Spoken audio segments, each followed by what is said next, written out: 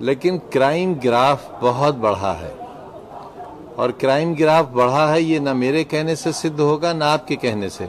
ये डेटा सरकार के पास मौजूद है, देख लीजिए आप कितने गुना क्राइम ग्राफ बढ़ा है। ये सही है कि 2 महीने में अपराध इस हद तक बढ़ा है कि लखनऊ में गेस्ट हाउस के सामने आईएएस ऑफिसर की डेड बॉडी मिलती है। कानून व्यवस्था का ये आलम है कि सीनियर आईपीएस ऑफिसर की बीवी अपनी जान बचाने के लिए भैंस के तबेले में जाकर भैंस के पीछे छुपकर अपनी जान बचाती है। सामूहिक बलात्कारों की बाढ़ आ गई है, जैसे चोरी, डकैती, हत्या, जो कि रिपोर्ट नहीं हो रही केस, उन्हें अगर आप गिनेंगे तो आपको डर लगने लगेगा, आप घर से बाहर निकलेंगे ही नहीं, इतना डर लगेगा आपको। आप अपने आप से डरने लगेंगे, कहीं आपका शरीर ही आपको न लूटने लगे। ये हाल है। और देखिए ये हाल क्यों है, इसलिए है कि सरकार ने रोजगार देने का वायदा किया था, भारत सरकार ने, और मोदी जी ने ये कहा था कि 100 दिन के अंदर ये सारे वायदे पूरे होंगे, हर साल 2 करोड़ नौजवानों को नौकरी मिलेगी। नौकरी मिल गई,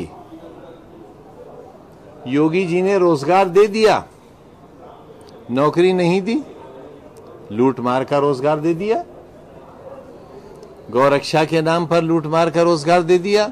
और देखिए इस रोजगार में थोड़ी सी देर में काम करने से बहुत सा पैसा मिल जाता है और सम्मान भी मिलता है। एक गौ रक्षक ने ऐसा किया है, भैंस रक्षक ने ऐसा किया है, बकरी रक्षक ने ऐसा किया है।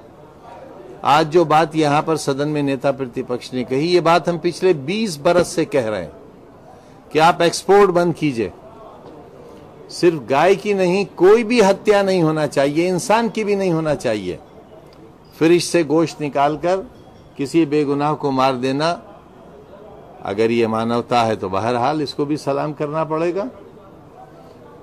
जो 2 वायदे थे, किसानों का कर्जा माफ होगा और बूचड़खाने बंद होंगे। आपको याद होगा मैंने एक बिल पेश किया था नगर विकास का, और वो तकरीबन 3 बरस तक राज्यपाल महोदय के पास रहा और उसके बाद उन्होंने राष्ट्रपति को भेज दिया था। उसमें बूचड़खानों के लिए लाइसेंस जारी करने का अधिकार नगर निगमों से लेकर हम सरकार को देना चाहते थे, क्योंकि उत्तर प्रदेश में सारे नगर निगमों पर भारतीय जनता पार्टी का कब्जा था, आज भी है, लगभग 100% नगर निगम। ये लाइसेंस इशू करने का सारा अधिकार नगर निगमों के पास था, हमारे पास नहीं था। और जो अधिकार सरकार लेना चाहती थी वो अधिकार राज्यपाल महोदय ने नहीं लेने दिया। तो बूचड़खाने सभी बंद होना चाहिए, इफ बट नहीं होना चाहिए, अगर मगर नहीं होना चाहिए। और हम एक बात और कहें आपसे, आप सब पढ़े लिखे लोग हैं, सबसे ऊंची है हमारी पार्लियामेंट। ये कहा गया कि सुप्रीम कोर्ट ने कह दिया है कि बूचड़खानों के लाइसेंस जारी किए जाएं। हम मोदी जी से कहना चाहते हैं कि जब तक आप ये देश वालों को नहीं बताते कि अल कबीर कौन चलाता है, हिंदुस्तान का नहीं दुनिया का सबसे बड़ा बीफ एक्सपोर्टर, उसका नाम है अल कबीर। लोग ये समझेंगे कोई मुसलमान साहब हैं, but he is mister Jain. देश को बताना चाहिए। और सुप्रीम कोर्ट ने लाइसेंस के लिए कहा है, मत मानिए आप उसकी बात, आप कानून लाइए, पार्लियामेंट से कानून बनाइए, सारे बूचड़खाने बंद करने के लिए पार्लियामेंट से कानून बनाइए। हम मांग करते हैं, हालांकि हम गोश्त खाने वाले लोग हैं, लेकिन हम मांग करते हैं। मंत्री जी, राम मंदिर के बारे में क्या कहना है आपका?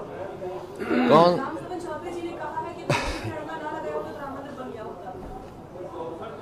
देखिए, क्योंकि सब जुडिस है, सुप्रीम कोर्ट में है मामला, और सुप्रीम कोर्ट के सामने भी बहुत बड़ा सवाल है।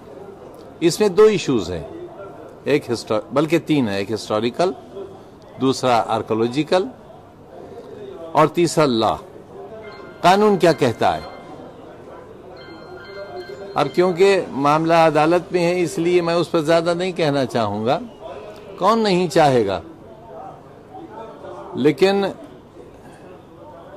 अदालत के फैसले को तो मानना पड़ेगा। हाई कोर्ट ने फैसला ये किया था कि उस जमीन को 3 हिस्सों में बांटा था। वो चैलेंज किसने, कौन गया पहले अदालत?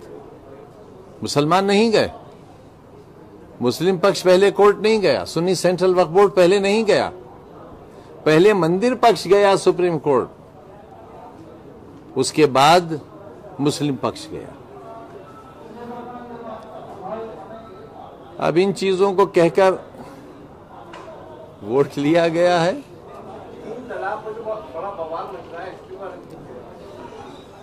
आपकी पत्नी क्या चाहती हैं? आपके साथ नहीं, आपके साथ रहना चाहती हैं? नहीं, क्या औरत मर्द को साथ रहना चाहिए या अलग हो जाना चाहिए? 3 तलाक का मतलब क्या समझे आप? 3 तलाक का मतलब इस्लाम में यह है कि 3 मौके दिए जाते हैं। शरीक हयात, 7 फेरे जन्म जन्म के साथी, मियां बीवी में झगड़ा हुआ, गुस्से में आकर तलाक दी, मामला आलिम के पास गया, दोनों का समझौता करा दिया गया, घर बर्बाद होने से बचा लिया गया, जिंदगी गुजर गई।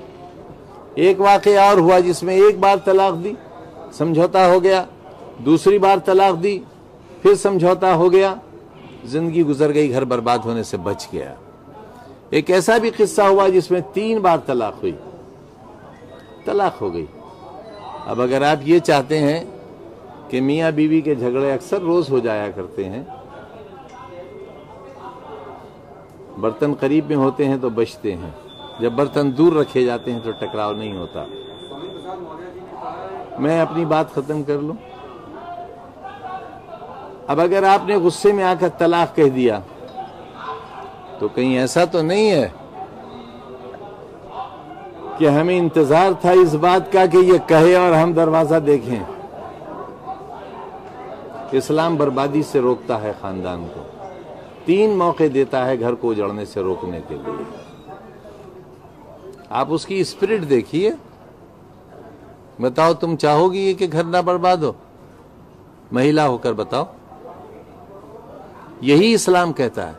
कुरान में अल्लाह ताला फरमाता है कि ये वो इजाजत है जो मैंने बहुत मजबूरी के आलम में तुम्हें दी है तलाक की। मैं घर की बर्बादी नहीं देखना चाहता।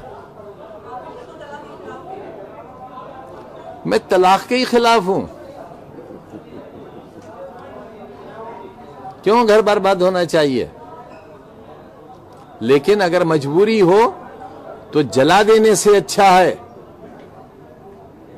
वो अफसाना जिसे अंजाम तक लाना न हो मुमकिन, उसे खूबसूरत मोड़ देकर छोड़ना अच्छा। जी अब आप बताएं क्या पूछ रहे हैं?